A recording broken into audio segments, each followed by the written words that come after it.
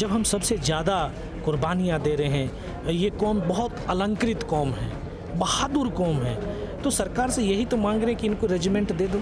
इनका तो मकसद ही है कि रेजिमेंटों को तोड़ देना, क्योंकि ये ऑल इंडिया ऑल बेसिस के ऊपर भर्तियाँ हो रही हैं। तो जो इस अहीरवाल से स्पेशल वैकेंसियाँ अहीरवाल के लिए निकलती थी, वो वैकेंसियाँ नहीं निकलेंगी। कोई गुजरात गया हुआ है, कोई झारखंड गया हुआ है, कोई जो है ना बिहार गया हुआ, तो संगठित करने लगे।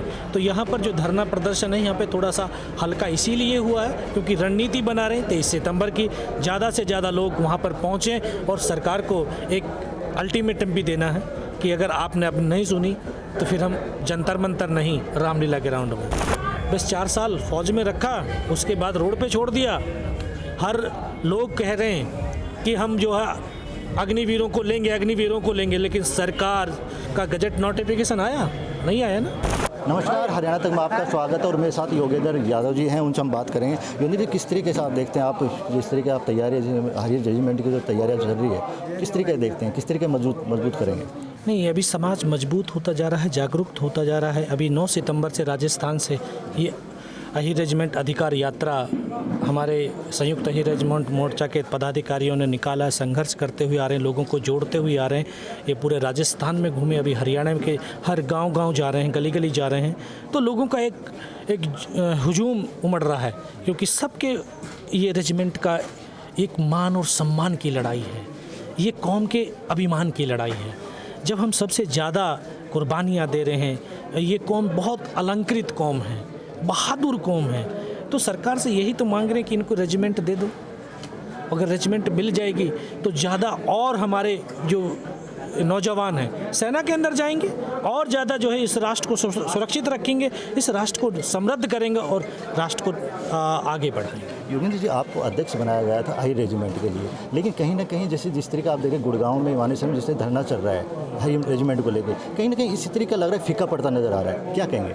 नहीं, फीका नहीं पड़ रहा है, क्योंकि रणनीतियाँ बन रही हैं, तो लोग जो है अलग अलग भेजे हुए हैं। कोई गुजरात गया हुआ है, कोई झारखंड गया हुआ है, कोई जो है ना बिहार गया हुआ, तो संगठित करने लगे। तो यहाँ पर जो धरना प्रदर्शन है, यहाँ पे थोड़ा सा हल्का इसीलिए हुआ है क्योंकि रणनीति बना रहे हैं 23 सितंबर की, ज़्यादा से ज़्यादा लोग वहाँ पर पहुँचें और सरकार को एक अल्टीमेटम भी देना है कि अगर आपने अब नहीं सुनी तो फिर हम जंतर मंतर नहीं, रामलीला ग्राउंड में, फिर तो आर पार की लड़ाई है। जी, बात करें जनपंथी जी, जिस तरीक़ा से नेता अपने बड़े बड़े नेता है इधर से, जिस टाइम बात जब उठी हाई रेजिमेंट की तो बड़े बड़े नेता तमाम धरने के ऊपर गए, लेकिन अब जो देखें तो नेता भी नहीं दिखाई दे रहे, तो किस तरीके देखते हैं आप? हाँ, कहीं ना कहीं नेता, क्योंकि वो उनको अपनी पॉलिटिकल करनी है, तो वो अपने राजनीतिक कैरियर को ढूंढते हैं। उनको लगता है कि शायद इसमें अगर हम रह गए तो कहीं हम पीछे ना मुचड़ जाएं। लेकिन मैं उन राजनेताओं को, नेताओं को, जो हमारे भूतपूर्व सैनिक भी हैं, लेफ्टिनेंट जनरल तक हैं, सबको हैं, तो मैं उन सबको भी आह्वान करता हूँ और कहता हूँ कि जब इस कौम ने आपको जन्म दिया है, इस धरती से आप पैदा हुए, इस माँ की कोख से पैदा हुए हैं, और ये अहीरानी अपने कोख को राष्ट्र पर कुर्बान कर रही हैं, और आज वही अहीरानी अपने बेटों के उस को मान चाहती हैं, एक अहीर रेजिमेंट चाहती हैं। आप अगर इस समाज का, उन माँओं का सम्मान नहीं करोगे तो आपका भी सम्मान नहीं होगा। ये कोई जातिगत मुद्दा नहीं है, ये राष्ट्रीय मुद्दा है, ये राष्ट्र की सुरक्षा का मुद्दा है, ये राष्ट्र निर्माण का मुद्दा है। अहीर रेजिमेंट की बात करें तो अग्नि जो योजना जो लेकर आई सरकार, इससे कहीं ना कहीं असर पड़ेगा इस? हाँ बिल्कुल, ये इनका तो मकसद ही है कि रेजिमेंटों को तोड़ देना, क्योंकि ये ऑल इंडिया ऑल बेसिस के ऊपर भर्तियाँ हो रही हैं। तो जो इस अहीरवाल से स्पेशल वैकेंसियाँ अहीरवाल के लिए निकलती थी, वो वैकेंसियाँ नहीं निकलेंगी।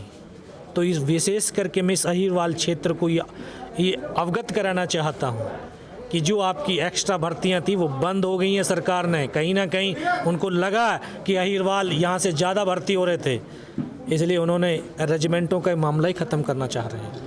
लेकिन फिर ये ऐसा नहीं है, क्योंकि जो लड़ाई लड़ी जाती है ना, वो नाम, नमक और निशान से लड़ी जाती है। नाम किसका? रेजिमेंट का, मेरे देश का नाम, मेरी जाति का नाम, उससे लड़ता है, उसी के लिए वो सैनिक वहाँ पे मरता है। और ये एक बहुत जो नौजवानों के साथ छल किया गया है 4 साल के लिए। 4 साल क्या होता है? 5 साल क्यों नहीं, 10 साल क्यों नहीं? क्योंकि 5 साल के बाद उनको ग्रेजुएटी देनी पड़ेगी, उनको एक्स सर्विसमैन का उनको वो सर्टिफिकेट देना पड़ेगा, उनको फैसिलिटी देनी पड़ेगी। बस 4 साल फौज में रखा, उसके बाद रोड पे छोड़ दिया। हर लोग कह रहे हैं कि हम जो है अग्निवीरों को लेंगे, अग्निवीरों को लेंगे, लेकिन सरकार का गजट नोटिफिकेशन आया नहीं? आया ना कि भाई 4 साल के बाद हम अपने इन अग्निवीरों को स्टेट पुलिस में लेंगे, पैरामिलिट्री फोर्सेस में लेंगे, और क्या उसमें लेंगे। अगर ये छोड़ दिए गए, ये ट्रेंड सोल्जर होंगे, देश के लिए कहीं ना कहीं खतरा हो जाएगा। आप भी सेना में रहे हो, सैनिक रहे हो, लेकिन क्या लग रहा है अग्निवीर जो कानून लेके आए, किस तरीके देखते हैं आप इसको? नहीं, ये अग्निवीर देश की सुरक्षा के लिए सही नहीं है। आप ये बताओ कि आप जो भी चैनल में किसी में काम कर रहे हैं, आपको बोला 2 साल के काम करेंगे आप, तो आप चैनल के लिए डेडिकेशन होंगे? नहीं होंगे ना। तो वो तो वहाँ तो मरने और मारने की प्रतिष्ठा है। तो वहाँ वो जब 4 साल के लिए है, जिस दिन भर्ती हो जाएगा उस दिन अगले उसको मालूम है कि 4 साल के बाद यार मुझे यहाँ से जाना है, तो अगले 4 साल के अपने कैरियर के बारे में सोचेगा। और जब वहाँ का ध्यान नहीं होगा तो वो अपनी ड्यूटी को किस प्रकार से सही निर्वाह कर पाएगा। और आपके कुछ सेना के जो अधिकारी हैं, जो बड़े बड़े सेना, वो तो कहते हैं बहुत अच्छा है। ये राष्ट्र भी देख लेगा अगले 10 साल के बाद। जो आज हम 13 और 14 लाख की सेना बोलते हैं, अगले 10 साल के बाद ये 50% ना हो जाए तो फिर कैसे इस राष्ट्र की सुरक्षा होगी? तो अग्निपथ को जो हटाने की मांग करेंगे आप?